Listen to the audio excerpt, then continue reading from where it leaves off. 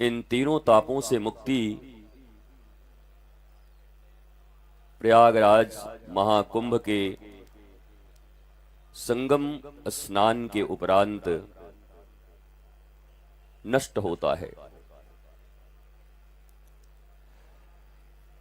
इस संसार में मनुष्य जितने भी कर्म करता है, उस कर्म का बस एक ही उद्देश्य है, वो आनंदित कैसे रहे। दुखों से, कष्टों से, वेदनाओं से, तनाव से, चिंताओं से, अभाव से मनुष्य परेशान है। वो यज्ञ करता है, हवन करता है, सत्संग प्रवचन सुनता है, कथाओं में जाता है, नौकरी करता है, व्यापार करता है, सत्य बोलता है, झूठ बोलता है, वो सब केवल आनंद के लिए करता है, अभावों से मुक्ति के लिए करता है।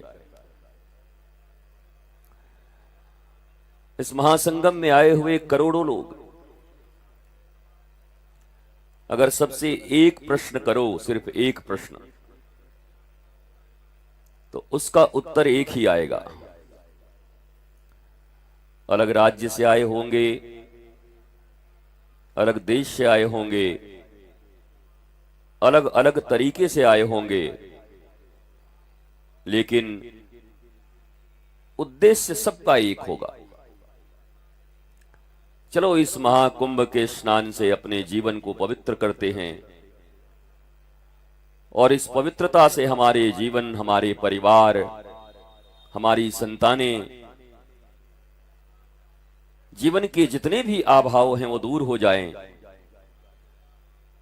और हम आनंदित होकर अपने मानव जीवन को जी सकें। ये सबकी कॉमन चाहत है।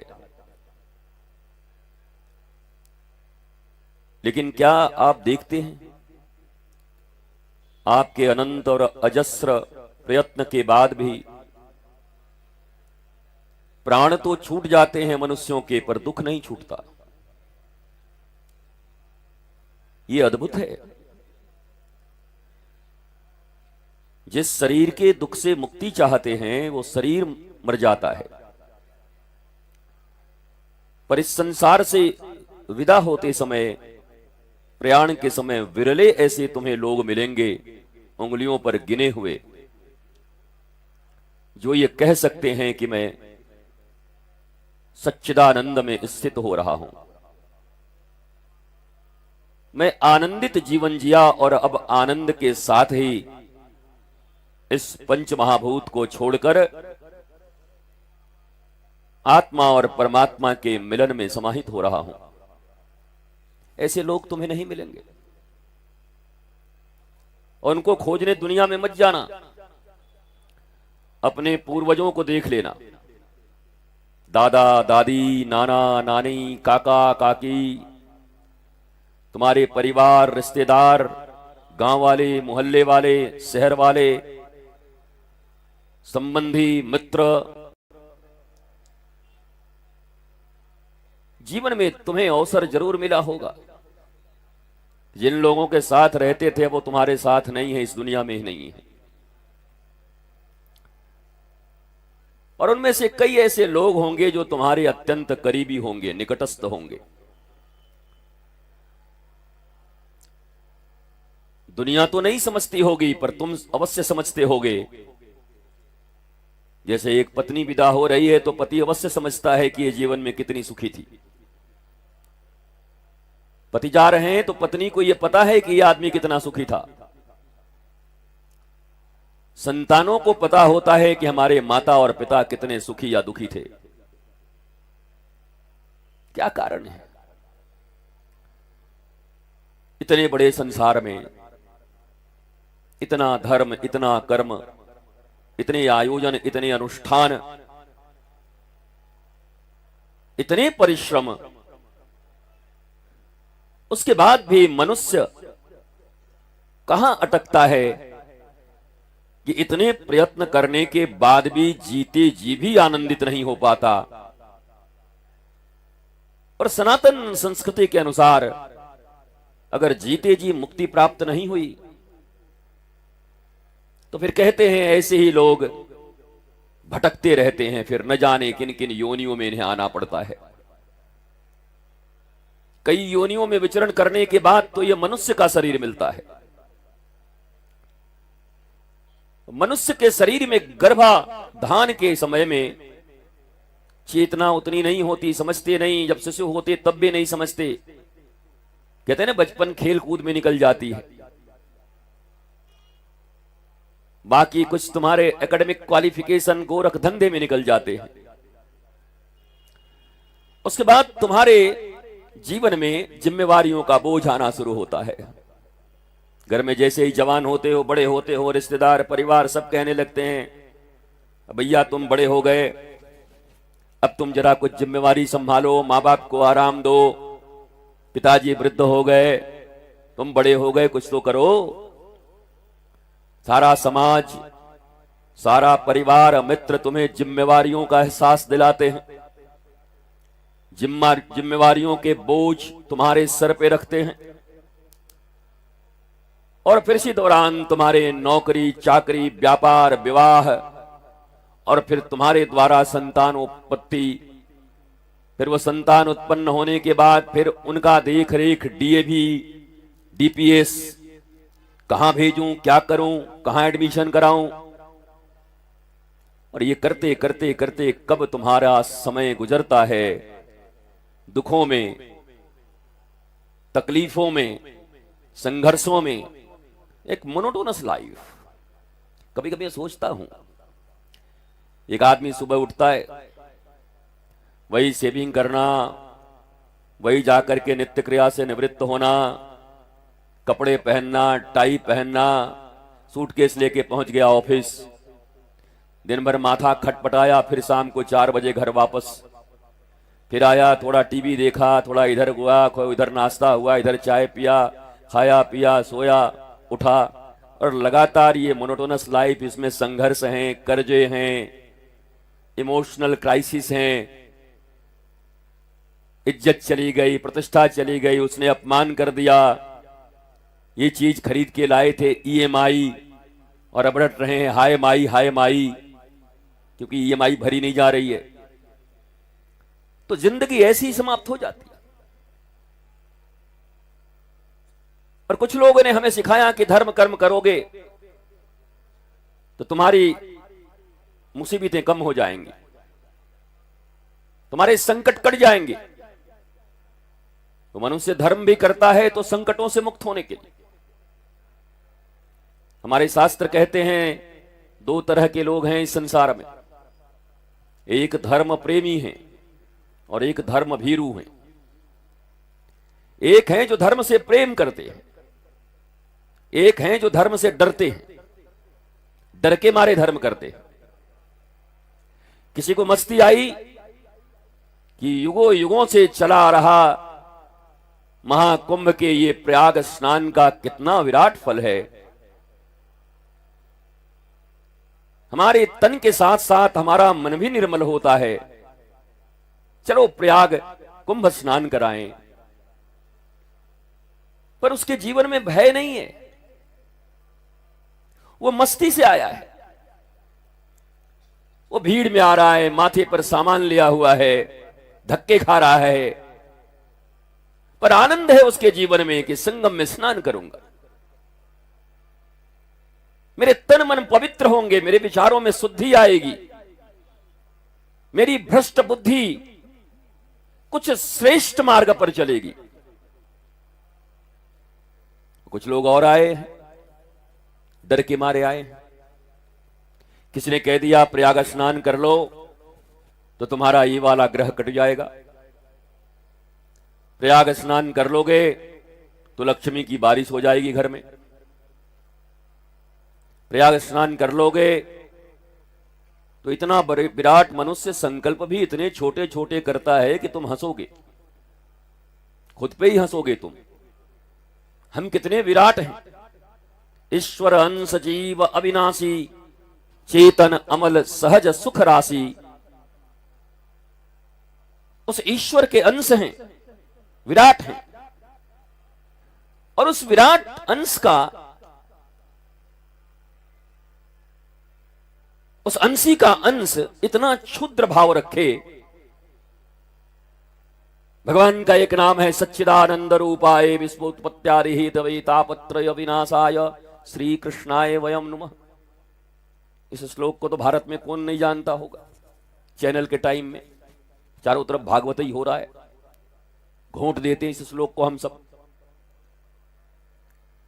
सच्चिदानंद रूपाय, हम उस सच्चिदानंद और तापत्रय विनाशाय, तीनों ताप के विनाश करने वाले परमात्मा के अभिन्न अंग हैं, उनके अंश हैं। मिश्री का इतना बड़ा टुकड़ा हो, ढीला हो या इतना छोटा हो, उसकी मिठास नहीं जाती है। ऐसा नहीं कि मिश्री इतना बड़ा है और छोटा कर दिया तो नमक बन जाएगा। मिश्री तो मिश्री ही रहेगी। अगर तुम ईश्वर के अंश हो, अगर तुम कहते हो सच्चिदानंद रूपाय विश्वोत्पत्त्यादि हेतवे तापत्रय विनाशाय, अगर तुम इनके अंश हो, जो सत्य हैं, चित्त हैं, आनंद हैं, जो दैहिक दैविक भौतिक ताप के विनाश करने वाले हैं, और जो इस सृष्टि के कर्ता हैं, धर्ता हैं और विनाश करता हैं, ऐसे शक्तिमान, शक्तिशाली, सर्वसमर्थ उनके अंश हो, तो ये गुण तो तुम्हारे भीतर भी होने चाहिए। मिस्री के बेटे हो तो मिस्री होने चाहिए तुमको। पर मनुष्य दुखी है,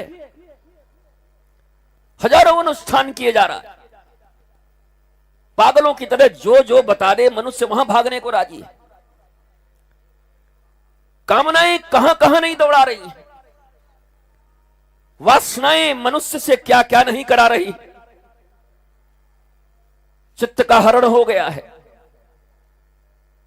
विवेक सत्संग के अभाव में सो गया है।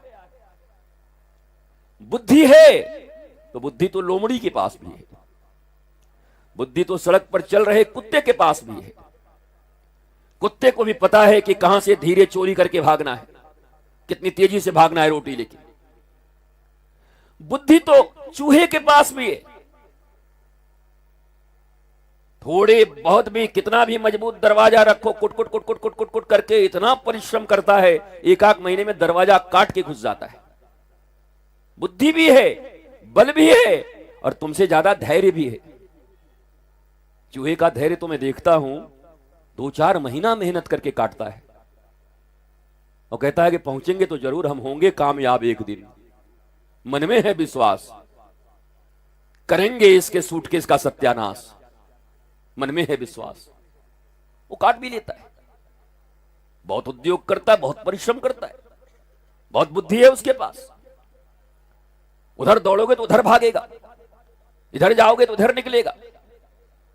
इन तो मनुष्यों जालिमों ने बना लिया है, वो फंसाने वाला, वो चिपकाने वाला। बेचारे चपक के चों चों करते रहते हैं, आजकल चपक जाते हैं। लेकिन उसके पास भी बुद्धि की कमी नहीं है।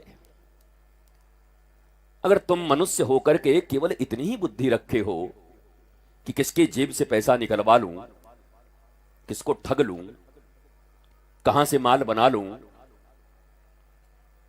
कहां से भ्रष्टाचार कर लूं, कहां से कुछ रुपए जोड़ लूं, अगर इतनी ही बुद्धि रखे हो कहां से शरीर का सुख प्राप्त कर लूं, तो फिर पशु और तुम में क्या अंतर है? फिर भगवान ने तुम्हें मनुष्य के रूप में जन्म क्यों दिया? और छोड़ो, भगवान तो कुछ फ्री में देता ही नहीं। भगवान तुम्हारे कर्मों के कारण ही तुम्हें मनुष्य के रूप में इस पृथ्वी पर भेजा है। तुम्हारे कर्म ठीक न होते तो चूहे बिल्ली बन करके तुम भी अभी दौड़ रहे होते, किसी अन्य योनि में होते। तुम्हारे कर्मों के फलस्वरूप भगवान ने तुम्हें मनुष्य के रूप में यहां भेजा, और भेज कर कह दिया, दुर्लभो मानुषो देहि देहि नाम क्षणमंगर तत्रापि दुर्लभम मन्ये वैकुंठ प्रिय दर्शनम। यह दुर्लभ मनुष्य शरीर तुम्हें दे रहा हूं। अब बड़ी बड़ी गाथाएं लोग गाते हैं। आपको पता है बोला क्या, देवता लोग भी तरसते हैं मनुष्य जन्म को, खाक तरसते होंगे। हमारे तुम्हारे जैसे डिप्रेशन में पड़े हुए लोगों के लिए देवता तरसता होगा। देवता इंद्र वहां मजा आनंद कर रहे हैं महाराज। इंद्र बैठे हुए हैं, बड़े बड़े देव हैं, देवियां हैं। ये कौन ऐसी जिंदगी जीना चाहता होगा? ठेले पर केला बेचना, दुनिया में इतनी तकलीफें, बार बार संघर्ष करना, रोटी कपड़े और मकान के लिए कौन देवता यहां आना चाहता होगा? ये किसने पढ़ा दिया तुम्हें कि देवता भी तरसते हैं इस मनुष्य के शरीर के लिए? जिस विश्व की 88% मानवता मेंटल एंजाइटी की शिकार हो, मानसिक रोग से ग्रसित हो, वर्तमान विश्व में 8 अरब की जनसंख्या है, उसमें से 88% लोग मेंटली इल हैं। कितने? 12 बचे, 100 में से 12 ठीक ठाक हैं। और हमको पक्का विश्वास है कुंभई में होंगे। हाँ, बुद्धि जिनकी ठीक है वही आए होंगे, वो महाकुंभ में आए होंगे, वही थोड़े बहुत ठीक होंगे। जिनकी भावनाएं अच्छी हैं, जिनके जीवन में धर्म है, जो आध्यात्मिक है, जो इस मनुष्यता को पाकर के लज्जित नहीं है, बल्कि अपने अपने परिवार परिजन रिश्तेदार मित्र नातेदार इनके साथ आनंदित जीवन जीने का, आनंदित जीवन बिताने का वो संपूर्ण कर्म बड़ी निष्ठा और नीति के साथ कर रहे होंगे। ये मेले में खो के मत चले जाना। तो हमारा तो काम है, हम यहां बैठे हुए हैं, रोज 10 मिनट बैठते हैं, आधे घंटे बैठे, कभी एक आध दिन भजन करके चले गए, कभी एक दिन बोल दिया, और आते जाते वो ये एक जुआ खेलने वाला होता है, वो ट्रिगर घुमाने वाला, 5 पे चल जाए, कर 5 पे आ जाएगा तो 1 का 5 रुपया मिल जाएगा, होता है ना। ब्रजे से सब खेलते रहता है, 3 पत्ती ताश का मास्टर आदमी है, तो होता है वो नंबर अटक जाता है। तो हम भी यहां बैठ करके आनंद लेते रहते हैं। आके 6 बजे बैठते हैं, 6:30 बजे ऐसे घुमाते हैं, देखते हैं कितने लोग अटके आकर के यहां पर। तो कुछ आप जैसे लोग आकर के अटक जाते हैं, यहां पर फंस जाते हैं, फंस फंसा के बैठ जाते हैं। पर नंबर रोज बदलता रहता है। आज 1 नंबर ही है तो कल 2 नंबर भी रहते हैं। 2 नंबर ही मतलब वैसा नहीं आप जैसा समझ रहे हैं, 2 नंबर 3 नंबर 4 नंबर अलग अलग लोग रहते हैं। लोग आते रहते हैं, आकर खड़े होते हैं। इस विराट कुंभ में उन्हें भी लगता है कई पांडाल, कई प्रवचन, हजारों जगह लोग, हजारों कर्म देखने हैं, स्नान करने हैं, लोगों से मिलना है, दर्शन करना है। पर मैं तुमसे एक प्रश्न करता हूं, क्या कभी स्थिर भी होगे? बुद्ध ने एक बड़ा अच्छा प्रश्न किया था उंगलीमाल से। जो अच्छी चीजें हैं उसको ले लेने में कोई तकलीफ नहीं है, नहीं तो राजनीति ने तो बुद्ध और इन सबको ऐसा अलग किया है कि बड़ा मुश्किल हो गया है, बड़ी तकलीफें हैं। पर बुद्ध ने ये, जब वो कहता है उंगलीमाल, ठहर जा, देखता नहीं तुझे भय नहीं लगता? उंगलियों का माला पहना हुआ है। मजे की बात देखो, चल रहे थे बुद्ध, रुका हुआ था उंगलीमाल, और रुका हुआ आदमी कह रहा है ठहर जा। रुका हुआ आदमी डरा रहा है और चलता हुआ आदमी कह रहा है मैं तो ठहर गया गब्बर, तू कब ठहरेगा? और इस एक डायलॉग ने उसकी पूरी जिंदगी बदल दी। जिसने हजारों हत्याएं की थी, बुद्ध के एक वचन ने, मैं तो ठहर गया, तू कब ठहरेगा? बात बड़ी उल्टी है। बुद्ध चल रहे हैं और कह रहे हैं मैं ठहरा हुआ हूं। उंगलीमाल ठहरा हुआ है और बुद्ध कह रहे हैं तू ठहर जा। यह भाषा सांकेतिक होती है, जो जैसा बोला जाता है वही नहीं है। हम फंस गए शास्त्रों में, कई बार अर्थ भी नहीं जानते, डिकोड करना नहीं जानते। जर्मनी के 14 विश्वविद्यालयों में वेद की और संस्कृत की पढ़ाई चल रही है। जर्मनी टेक्नोलॉजी में टॉप है, भारत उसके आसपास भी नहीं है। जर्मन टेक्नोलॉजी विश्व की नंबर 2 इकोनॉमी है, तुम 5 हो, वो दूसरे नंबर के हैं। टेक्नोलॉजी उन आपसे अच्छी है, उनके पास पढ़े लिखे आपसे अच्छे हैं। लेकिन यह जानकर तुम्हें आश्चर्य होगा कि संस्कृत को हर यूनिवर्सिटी में कंपलसरी कर दिया जा रहा है जर्मनी में, और भारत में संस्कृत पढ़ने वालों को पोंगा पंडित कहा जाता है। इन भारतीयों की बुद्धि कितनी विकृत हो गई है। जिस भारत को कभी विश्व गुरु कहा गया अपनी संस्कृत संस्कृति, अपने एजुकेशन, अपने संस्कार, अपने विज्ञान, अपने इन्वेंशन के कारण, आज वही भारत जर्मनी से भी पीछे खड़ा है। पर क्या करें, भारतीयों की आदत है, यहां जब तक कोई लंदन रिटर्न होके ना आ जाए तब तक पूछ नहीं होती। आप यहां शंख बजा रहे हैं, इतनी कीमत नहीं है। एक बार चलिए लंदन और वहां से वापस आकर के बोर्ड टांगिए कि लंदन रिटर्न शंख वाला, फिर देखिए कि आपकी बुकिंग कितनी होती। आपको लोग ढूंढते चलेंगे, लंदन रिटर्न। बताओ, जिनके पास न संस्कार हैं न संस्कृति हैं, ऐसे भी इतने निकम्मे निकृष्ट जो हमारे ऊपर शासन करके गए हैं, वहां से कोई लौट के आता है तो इन्फीरियरिटी कॉम्प्लेक्स हमारी कितनी है कि हम उनको सुपीरियर मानते हैं और अपने को इन्फीरियर मानते हैं। जिस देश के ऋषियों ने आविष्कार दिया, जिस देश से हर कुछ बना, जिस देश में नालंदा और तक्षशिला जैसे विश्वविद्यालय रहे, जहां पूरी दुनिया से लोग पढ़ने आते हैं, चाइना के हिस्ट्री में आज भी भारत महान है, विश्व गुरु था, यही भरा हुआ है।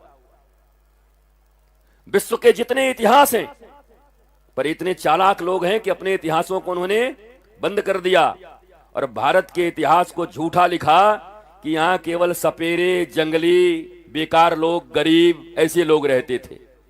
जो भारत पूरी दुनिया का दादा था, पूरी दुनिया का गुरु था, तुम्हारे इतिहास को मिटाया, तुम्हें इंफीरियर बनाया, और इंफीरियर बनाने के बाद तुम्हारे 70 साल के जीवन में संघर्ष करके ही तुम मर जाते हो। कुंभों में स्नान करते हो, कथाओं को सुनते हो, दर्शन करते हो, उसके बाद भी तुम्हारे जीवन में वो शांति, वो आनंद, वो प्रेम नहीं मिलता तुम्हें, क्योंकि ज्ञान के भूखे तुम नहीं हो। धन के पीछे जितना भागते हो, कभी कोई ज्ञान के पीछे भी भागा? और धन से अगर आनंद मिल रहा होता तो रावण से आनंदित व्यक्ति इस दुनिया में कौन होता? तुम्हारे पास तो थोड़े बहुत गहने हैं सोने के, सब नकली पहन के आए हो ना कुंभ में, सब पता है हमको। कुंभ में और असली पहन के कोई आवे, लेकिन बिना पहने आवेगा भी नहीं। तो सब महाराज रोल्ड गोल्ड पहन के आए, असली वाला तो एकदम लॉकर में छोड़ दिया, वहां बंद करके आए। तुम्हारे पास इतने गहने हैं, लॉकर में बंद करके आए हो। रावण के पास तो कमोड भी, रावण मतलब जहां सुबह सुबह जाते हैं वो भी सोने का था, सड़कें सोने की थी, नालियां सोने की थी। उसे कौन सा धन का कमी था? पर कमाल देखो, कभी जीवन में सुखी नहीं रहा, खुद भी जिंदा नहीं रहा। और रामायण कहती है 1 लाख पूत 1.25 लाख नाती ता रावण घर। उससे बढ़िया तो आनंदम है कि उस आनंदम में रोज 2100 दिया बाती जलते हैं हर शाम को। रावण के पास इतना धन था, ससुरे के पास एक दिया बाती जलाने वाला नहीं बचा। धन है हमारा आनंदम, पैसे हैं कि नहीं है, पर साहब हजारों दीपक रोज जरूर जलते हैं। वो संस्कार है वहां, वो मस्ती है वहां, वो आनंद है वहां, और वो ज्ञान के कारण है, भक्ति के कारण है, प्रेम के कारण है। प्रयागराज में अगर आए हो तो स्थित हो जाओ थोड़ा, और जब यहां से जाना तो लोगों को कहना कि केवल हम गंगा, यमुना, सरस्वती के संगम में स्नान करके नहीं आए हैं, बल्कि सेक्टर 16 से चले जा रहे थे तो वास्तव में सरस्वती की तरह एक विद्वान बैठे थे, उनमें भी स्नान करके आ रहे हैं। उस पानी में स्नान किया था, उनकी वाणी में स्नान करके आ रहे हैं, और वो वाणी मैं तुम्हें अब देता हूं। देना अपने परिवार को जाकर, बताना कि हम कितने समृद्ध लोग थे, बताना कि ज्ञान के अभाव के कारण हमारे जीवन में कभी भी आनंद आह्लाद नहीं मिल रहा है। बताना कि तुम कितने भी प्रयत्न करोगे, लेकिन अगर जीवन में ज्ञानी होने की चाह नहीं है तो ये सारे रिचुअल्स तुम्हें आनंदित नहीं कर सकते। केवल रिचुअल्स कभी किसी को आनंदित नहीं किया है। रिचुअल्स फॉलो करो, पर जानो क्यों कर रहे हो। हमारे देश के नौजवान आज धर्म की तरफ फिर से एक बार उन्मुख हो रहे हैं, लेकिन आज के पहले वो पूछते थे कि कारण बताओ, ये रोली क्यों, ये मोली क्यों, ये हाथ में क्या बांधा है, इस रुद्राक्ष का क्या मतलब है, ये तुलसी क्या देती है तुम्हें, ये माला क्यों पहनते हो, ये तिलक क्यों लगाते हो। पर तुम्हारे पास कोई जवाब नहीं होता। बड़े होते इसलिए डांट देते हो, चुप, बेकार बात करता है। माता पिता की बात सुननी चाहिए, चुपचाप तिलक लगा, और लगा तो लेगा पर दिल से स्वीकार नहीं करेगा। अगर हो सच्चे माँ बाप, अपने माई बाप के सच्चे लाल हो, तो बता दो ना क्यों लगाते हो। इतना ज्ञान तो तुम्हारे पास भी होना चाहिए। तो तुम तो LLPP हो, लिख लोढ़ा पढ़ पत्थर। उस संदर्भ में तुम्हारा अपना कोई ज्ञान नहीं, कोई अवधारणा नहीं। वो तुमसे प्रेम करता होगा तो तुम्हारी बातों को सुन लेगा, पर वो तुम्हारे पुत्र के साथ और पुत्री के साथ साथ एक स्वतंत्र आत्मा भी है।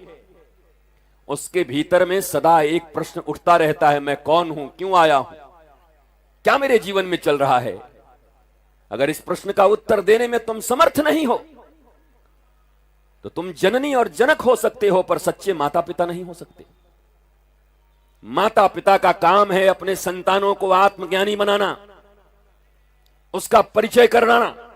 उसका परिचय केवल ये नहीं है सनील, सुनील, बबीता, कविता, टॉमी, गुड्डी, बबली, ये उसके परिचय नहीं है, 2 कौड़ी के परिचय हैं। इसमें तुम्हारा क्या लगा बबली नाम रखने में? बबली तुम्हारे क्या बाप ने मेंशन किया था, आविष्कार किया थे बबली नाम के तुम? बबली, पुटरू, टिंकू, इसमें तुम्हारा क्या मेहनत था? ऐसा लग रहा टिंकू पका के निकाले थे। पहले टिंकू को बोया था, फिर निकाला था, फिर टिंकू नाम निकला, टिंकू तब रखा इन्होंने। तुमने उधार के नाम दे दिए और उसी रिचुअल्स में उसको ढाल दिया। एक सच्चे माता पिता का कर्तव्य है। मैं तुमसे एक प्रश्न पूछना चाहता हूं। मोबाइल की दुनिया है, तुम सबके पास मोबाइल है। अपने परिवार परिजन के साथ जो लोग आए हैं, अपने बच्चों के मोबाइल के कवर को देख लो। कवर पे किसका फोटो है? वॉलपेपर है ना, देख लो। अगर तुम इतने ही सक्सेसफुल माता और पिता हो तो तुम्हारे फोटो क्यों नहीं है? आलिया भट्ट का क्यों लगाया है? रणबीर कपूर क्यों है वहां पर? तुम कहां गए? कचौड़ी लाल, जन्म तो तुमने दिया, मां तो तुम हो। क्यों नहीं तुम्हारे बच्चे तुम्हें अपने जीवन का सबसे बड़ा नायक और नायिका मानकर भगवान की तरह तुम्हारे तस्वीर क्यों नहीं लगाए? बताओ। कोई उत्तर नहीं है तुम्हारे पास। जबरी मां बाप बने हुए हो, मजबूरी में। कोई तो कारण होता, कोई तो तुम्हारा बच्चा। जाएंगे, अभी सब जगह कथा चल रही है। उठ के प्रातः काल उठ के रघुनाथा, माता पिता गुरु नावहि माथा, नावहि माथा। आप भी तो यहां माता पिता सब बैठे हैं ना? आपके रघुनाथ उठ करके प्रणाम करते आपको सुबह सुबह। तुम्हारी रघुनाथ, तुम्हारी सीता, अरे एक आंख उठा दो। अंधों में काना राजा बैठे हो, 500 उठा रहे हो एक, बाकी 499 क्या रावण के वंश के हैं? बताओ। प्रात काल उठ के रघुनाथा, मातु पिता गुरु ना वही माथा। तुम्हारी संतानें क्या सुबह उठ करके तुम्हें दंडवत होकर प्रणाम करती? तुम्हारी संतानें क्या माता पिता और गुरु को प्रणाम करती? और अगर नहीं करती तो क्या ये संतानों का दोष है? वो तो तुम्हारे ही गर्भ में था, 9 महीना तुम्हारे ही पेट में था, जन्म लेके भी तुम्हारे ही आशा पर था, तुम्हारे ही दूध को पीकर बड़ा हुआ, तुम्हारी उंगलियों को पकड़ के चलना शुरू हुआ।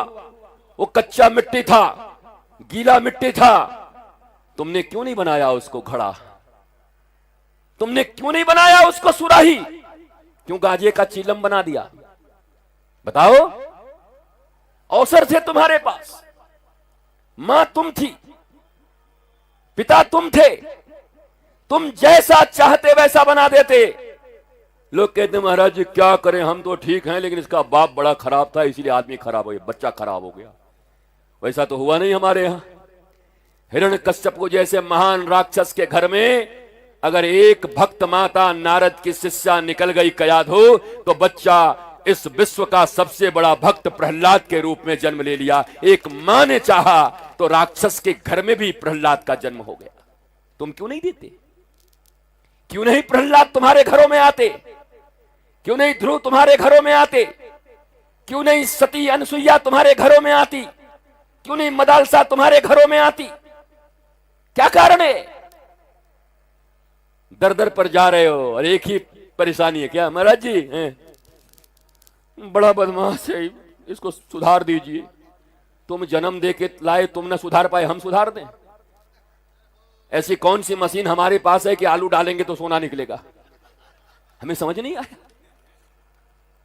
कोई एक दिन कई बाबा के पास, सन्यासी के पास ले जाता है, कहते महाराज जी हम बहुत दारू पीता है, छुड़ा दीजिए ना। पिलाया कौन था? बाबा जी। जन्म तुम दिए, पाला पोसा तुमने, घर में तुम्हारा पिया कहां से, लिया कहां से, ये संस्कार कहां से मिले उसे, किसने दिया? और 2-4 दिन कोई सत्संग में आ भी जाए,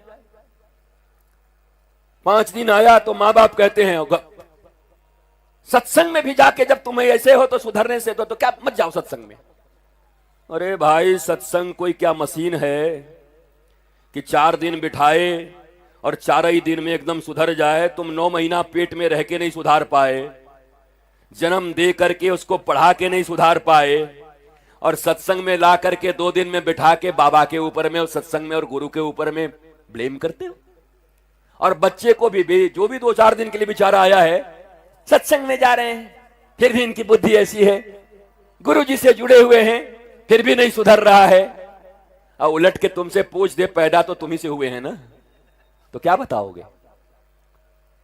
और कितने लोग जो यहां फंस गए, बड़ा खतरनाक आदमी है तो। बताओ, हम लोग सोचे थे कि बुढ़ापे में कुंभ करने आए हैं, कुछ हमारे बारे में अच्छा बोलेगा, तो हम ही को छील दिया। ये तो कई लोग खुश हो रहे हैं कि भला हुआ कि बच्चे को नहीं लाए, नहीं तो आज तो विद्रोही बना देता ये। ऐसा सोचते होगे तुम। नहीं नहीं नहीं नहीं, यहां कोई विद्रोही नहीं बनता। यहां सत्य, सनातन और संस्कार की ये जो स्थान है, यहां पर प्रातः काल उठ के रघुनाथा,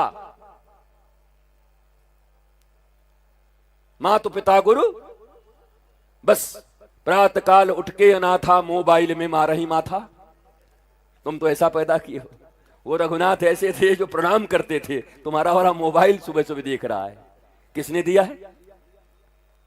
कोई ऐसा बतावे कि नहीं महाराज जी थोड़ा गड़बड़ी से पेट में से ही मोबाइल लेके पैदा हो गया था। ऐसा कोई आया क्या? नहीं, हंसो मत, बताओ। हो सकता है बाय डिफॉल्ट कोई आ गया हो, पता चला एप्पल लेके पैदा हो गया। महाराज जी एप्पल का फोन लेके आ गया है, तो बड़ा बढ़िया लकी बच्चा है, मैक्स प्रो लेके आ गया। ऐसा हुआ क्या? नहीं हुआ ना। तुमने दिया होगा, तुम्हारे पास समय नहीं होगा। क्या दिए? मोबाइल धीरे धीरे देने लगे। और तो और कितने लोग कहते हैं महाराज 1.5 साल का यूट्यूब खोल लेता, हमके बहुत कुछ खोलेगा। सावधान रहे ना, 2 साल में यूट्यूब खोल रहा है, इनको बड़ी खुशी हो रही है। यूट्यूब खोल रहा है, अरे मरेगा, बर्बाद हो जाएगा। तुम क्यों संस्कार नहीं दिए? क्यों नहीं वो दादा दादी नाना नानी की वो कथाएं ध्रुव और प्रहलाद की, क्योंकि तुम्हारे पास भी अब समय नहीं है। तुम भी फ्री में पाल लेना चाहते हो पैदा करके कि बस या टीवी और मोबाइल से पल जा।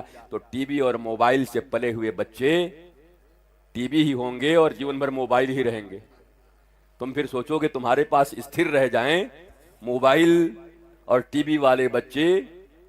हमारे एक संत वृंदावन में थे, दहेज के बड़े विरोध में थे महाराज। वो कहते थे कि जो दहेज की टीवी देखेगा बाकी छाती में टीवी हो जाएगी महाराज। तुम लोग कम से कम मत लेना टीवी वो भी दहेज में। अब टीवी कौन लेता है दहेज में। मैं ज्यादातर लोगों का मुंह, जब आप लोग आए थे यहां पर तो आप लोगों का मुंह थोड़ा गोला था, पर हमारी बात सुन के 1.5 फुट का हो गया। ऐसा क्यों हो गया? क्या क्या खबर है? मुंह बन क्यों गए? कोई घावों को छील रहा है, फोड़े को दबा रहा है? तुम्हारे जो फोड़े हैं बस उस पर मैंने हाथ रखा है। और हमारी ये मनसा नहीं है कि तुम दुखी होकर जाओ यहां से। हमारा सीधा सीधा ये मन है कि इन चीजों को इस प्रयागराज महाकुंभ से, और कहना दुनिया वालों को कि बाकियों का तो पता नहीं, जरूर उन्होंने कुंभ स्नान किया और फल तो मिलेगा ही, जो आया है उसको फल मिलेगा ही। पर हमने अपने फोड़े का इलाज भी करा लिया है जाते जाते 16 सेक्टर में। अब हमारी संतानें भी ठीक हो सकती है, हमारा जीवन भी ठीक हो सकता है। हम इसके लिए आए। यहां आओ तो कुछ ले जाओ, ये वो स्थान नहीं है। आओ और चढ़ाओ और ले जाओ। इतने वर्ष हो गए, कोई माई का लाल अभी तक मिला नहीं जिसने कहा कि दे दिया और चढ़ावे के लिए आप आकर बैठ गए। हम तो मौज में आए हैं महाराज, राजा जैसे हैं। मौज आ गई, चलो कुंभ में मौज लेते हैं थोड़ा। आते जाते संध्या को थोड़ा सत्संग कर लिया। हमारे गुरु की कृपा हमारे ऊपर इतनी है, इस भारत में सनातन विश्वविद्यालय का निर्माण करने जा रहा हूं 1000 एकड़ भूमि में। तुम डरना मत कि बाबा अगली बार कहेगा कि उसमें से कुछ लाइए। तुम्हें कुछ कमी हो तो हमको बताओ। हमारे गुरु ने वो ज्ञान और वो समृद्धि हमें दी है कि हमें भारत में किसी से पैसे लेने की जरूरत नहीं है, बल्कि भारत माता की गोद में 1000 एकड़ में सनातन विश्वविद्यालय दुनिया का सबसे बड़ा बनाने के लिए मैं समर्थ हूं। इसके लिए नहीं आते। टीवी के नीचे ये नहीं चलेगा पट्टी, महाराज जी तो कुछ नहीं लेते लेकिन गौ सेवा के लिए दे दीजिए। टेबल के ऊपर से लो चाहे नीचे से लो, बात तो एक ही बात नहीं। हंस क्यों रहे हो? बोलो ना। अभी तक बात माता पिता पर थी, अब हम लोगों के ऊपर है। हम घुमा के कान पकड़ रहे हैं ऐसे। महाराज जी तो पैसा छूते नहीं। फिर आपकी इच्छा है तो गो सेवा में दे दीजिए। गो सेवा हम खुद ही गो सेवा गो खरीद के कर लेंगे। आप क्या हमारे मैनेजर हैं? गुरु को मैनेजर समझते हो क्या? गुरु तुम्हारा मैनेजर है। तुम पैसा दोगे वो गैया पालेगा और सेवा करेगा, और तुम क्या कुत्ता पालोगे? कमाल है भारत। ये क्या चल रहा है? सब कुछ आकर के अंत में अर्थ पे टिक जाता है। बाप बड़ा ना भैया, सबसे बड़ा रुपया, ताता थैया ताता थैया ताता थैया, सब वहीं पे उतर गए। और याद रखो, जो तुम्हारे पैसों से बिक गया और पैसों से बिक कर ज्ञान दिया, वो ज्ञान क्या लोगे तुम? हमारे यहां ज्ञान की परिभाषा और विद्या की परिभाषा बताई गई। सा विद्या या विमुक्त, ये विद्या वो है जो मनुष्य को लिबर्टी, मुक्ति प्रदान करती है। और विद्या सरस्वती है, और सरस्वती हमारी मां है। और आज तक मैं कोई नालायक ऐसा बच्चा नहीं देखा जो अपनी मां को बेचता होगा। इसलिए सरस्वती बेची नहीं जाती। मां है हमारी, सब पर कृपा करें। यह बुद्धि, यह विवेक, यह ज्ञान भारत के मनीषियों के द्वारा तुम्हारे भीतर आए, और यह ज्ञान तुम्हारे परिवार के माध्यम से होते हुए समाज और संसार में जाए, और फिर सर्वे भवन्तु सुखिनः सर्वे सन्तु निरामया जो रट रहे हैं ये वास्तव में प्रतिफलित हो। इसके लिए सनातन संस्कृति है। मेरे प्यारे, कुंभ से जाओ, कुछ ऐसे कर्म कर लो कि 2-4-5 महीने के बाद तुम्हारे बच्चों के मोबाइल वॉलपेपर पे तुम्हारे फोटो लग जाएं। तब तो कुंभ आना सफल होगा। लगवा पाओगे? अब जबरदस्ती मत करना। लगा लगा ला लगा। तो ये भी बहुत चालू हैं, बहुत सारे ट्रिक जानते हैं, ऊपर से लगा देंगे तुम्हारा, नीचे कुत्ता का लगाए रखेंगे। समझ लेना, तुम्हारे कर्म ऐसे हो, तुम्हारा धर्म ऐसा हो, तुम्हारा जस्सर ऐसा हो, तुम्हारी उपस्थिति ऐसी हो, तुम उनके जीवन में इतने महत्वपूर्ण हो ऑक्सीजन की तरह कि वो तुम्हें इग्नोर कर ही नहीं पाएंगे। और वो जब तुम ज्ञान से जुड़ोगे, तुम अपने जैसा मत बनाओ उनको। मैं नहीं चाहता कि भारत के माता पिता अपने बच्चों को अपने जैसा बनाएं। आपके जीवन बहुत अच्छे नहीं रहे हैं, आपका जीवन केवल संघर्षों में गुजरा है, उधार में गुजरा है, ईएमआई भरते हुए गुजरा है, रिश्तेदारों से मनाते और मानते हुए गुजरा है। क्यों बनाते हो ऐसे बच्चे अपने जैसे? अगर सच्चे माता पिता हो तो दिल से कहना कि हो तो मेरे, पर मेरे जैसा तुमको नहीं बनाना चाहता। मैं चाहता हूं कि तुम भी प्रभु श्री राम, कृष्ण, विवेकानंद इनकी तरह तुम बन जाओ, तुम मदालसा की तरह बन जाओ, तुम झांसी की रानी की तरह बन जाओ। ऐसा बनाओ ना। ऐसा क्यों नहीं बनाते? पर अधिकार है, हमारा है। अमिताभ बच्चन का आखिरी रास्ता, तूने मेरा दूध पिया है तो बिल्कुल मेरे जैसा है। तो बाप कह रहा तुझ में है खून मेरा तो बिल्कुल मेरे जैसा है। बच्चा भी कंफ्यूज कि किसके जैसा हूं। रावण इसीलिए कंफ्यूज हो गया था। रावण की मां का नाम कैकसी था। रावण के पिता के कुल के लोग बड़े धार्मिक थे, तो अच्छी बातें सिखाते थे। माता वाले असुर थे, तो मां कहती थी ये देवता लोग बड़े खतरनाक हैं बेटा, बड़ा होकर के तेरे को बदला लेना है। छोटा बच्चा कंफ्यूजन में पड़ गया, मम्मी का बात सुनूं कि पापा का सुनूं? तो उसने कहा कि चलो गुरुजी से पूछते हैं, आचार्य से। मातृदेवो भव, पितृदेवो भव और आचार्य देवो भव। अब आचार्यों के लिए भी बड़ी बात है, जरा सीख लेना। केवल आचार्य कहने से नहीं हो जाओगे। आचार्य ने जो लिखा था बस वही पढ़ा दिया। देखो बेटा, शास्त्र में तो लिखा है मातृदेवो भव, मां जो कहे वही मान लेना। तो रावण ने कहा जब आपने कह दिया तो अब मां की ही बात सुनूंगा। काश कि उस दिन कोई ऐसा सिद्ध आचार्य मिला होता, श्री कृष्ण के जैसा कोई कृष्णम वंदे जगत गुरु मिला होता, तो कह देता कि बेटा माता पिता या कोई भी इन दोनों में से धर्म पथ पर जो चल रहा हो उसकी बात मानना, तो रावण कभी रावण नहीं बनता, कैकसी की तरह नहीं बनता। कह दिया। भगवान राम ने भरत जी को गले लगाया, जबकि वो कैकई का विरोध कर दिए। अच्छा एक बात बताओ प्रयाग आने वाले लोगों, तुम्हारा बच्चा तुमको गाली दे और कोई दूसरा आदमी गले लगाए तो उसको तुम क्या समझोगे? बोलो। अरे बताते क्यों नहीं, क्या समझोगे? घर का भेदी समझोगे ना? कहोगे ना कि बहुत खतरनाक आदमी है, भड़का रहा है।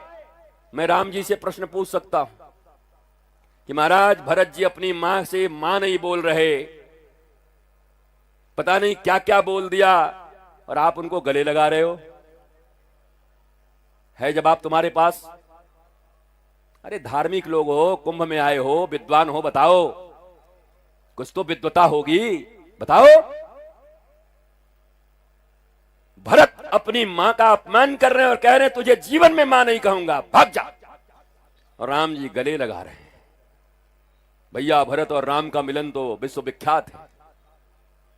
क्या कभी आपके मन में ये सब प्रश्न नहीं उठते? और कोई जाकिर नायक अगर ये प्रश्न पूछ दे तो क्या जवाब दोगे? कोई विधर्मी तुमसे ये प्रश्न पूछ दे तो क्या जवाब दोगे?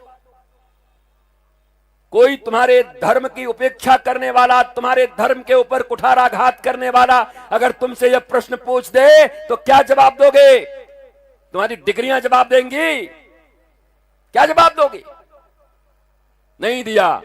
सीधा ही उत्तर है, एक ही उत्तर है। क्या? अगर राम का विरोध करना, परमात्मा का विरोध करना, आध्यात्म का विरोध करना और धर्म का विरोध करना मैया भी सिखाए, तो राम जी ने कहा बेटा गाली तो मत देना, उनको दुख मत देना, बस बात मत मानना। मैं भी नहीं सिखाता कि अपने माता पिता को कभी कोई कष्ट देना, पर जब धर्म पथ पर चलें और आध्यात्म पथ पर चले माता और पिता दोनों में से कोई एक, और चुनने का नौबत आए, प्रेम दोनों को करना, भोजन दोनों को देना, स्वास्थ्य का ध्यान दोनों का रखना, प्रणाम दोनों को करना क्योंकि माता पिता हैं। पर जब बात सुनने की बात आए तो जो धर्म और आध्यात्म पर चलता हो उसकी बात सुन लेना, उनकी बात मत सुनना। यही सबसे बड़ा धर्म है, इससे बड़ा धर्म कुछ नहीं है। हम ये बाइफरकेशन नहीं कर पाते, और ये बाइफरकेशन नहीं करने के कारण हम कुछ भी बोलने लगते हैं, अटपटांग बातें करने लगते हैं। धर्म में तो ऐसा लिखा है, धर्म में तो ऐसा होना चाहिए, धर्म में तो वैसा होना चाहिए। कैसे होना चाहिए? तुमको भी पाला ही नहीं पड़ा है किसी धार्मिक आदमी से, ककहरा पढ़ने वालों से पाला पड़ा है तुमको। तुम टेंट बुक करते करते, माइक बुक करते करते, लाइट बुक करते करते बाबाओं को भी बुक करने लगे। तुम बुकिंग वाले बाबा से तुम कथा सुन लिए, और बुकिंग, अरे सीधा ही बोल रहा हूं, प्रयागराज में बोल रहा हूं, करोड़ों लोग आए हैं, डरता हूं क्या? बंदे का नाम रितेश्वर है, 50 लाख लोग तो देख ही लेंगे कुछ देर के बाद। बोल रहा हूं, तुम माइक, टेंट, पंडाल खरीदते खरीदते अब गुरु भी खरीदने लगे, संत भी खरीदने लगे। याद रखो, ये खरीदे हुए माल से संस्कार तो नहीं सीखा जा सकता। पैसे के लोभ में अगर कोई धर्म सिखाए तो कितना सिखाएगा? उसके लिए प्रायोरिटी अगर पैसा है तो किसी दिन ज्यादा पैसा दिया तो धर्म के विरुद्ध बात भी सिखा सकता है। तुम ध्यान दो भारतवासियों, धर्म के प्रति निष्ठा जिसकी हो, लेन देन का विरोध नहीं करता। तुम धर्म में जाते हो, कथाओं को सुनते हो, तुम्हारी भावनाएं होती हैं। हमारे यहां दान और दक्षिणा का बहुत महत्व है, पर यह जरूरी है कि दक्षिणा पैसे ही हो? अगर मेरे पास पैसे बहुत हैं पहले से, तो मुझे पैसे क्यों दोगे? क्या काम है मुझे पैसों का? मैं पूछता हूं, बताओ ना। तुम्हारे लिए दक्षिणा तो यह होगा कि तुम यहां कह के जाओ कि गुरुदेव, आज आपके प्रवचन को सुन करके मेरा मन बहुत गदगद हुआ और आपको दक्षिणा देने का मन है, तो एक ही दक्षिणा दो। और वो यही वचन रहेगा कि हम जाएंगे तो अपने बालकों को आज आपने जो सिखाया है, उन्हें सच्चे धर्म और आध्यात्म और सनातन के पथ पर चलना सिखाएंगे। ये हम दक्षिणा आपको देते हैं। ये दक्षिणा महत्वपूर्ण है। और फिर कहता हूं, बातें तो सब ऐसी कर लेंगे, पर बंदा आपको ऐसा ही मिलेगा, बात भी वही है और अंडर टेबल भी वही है।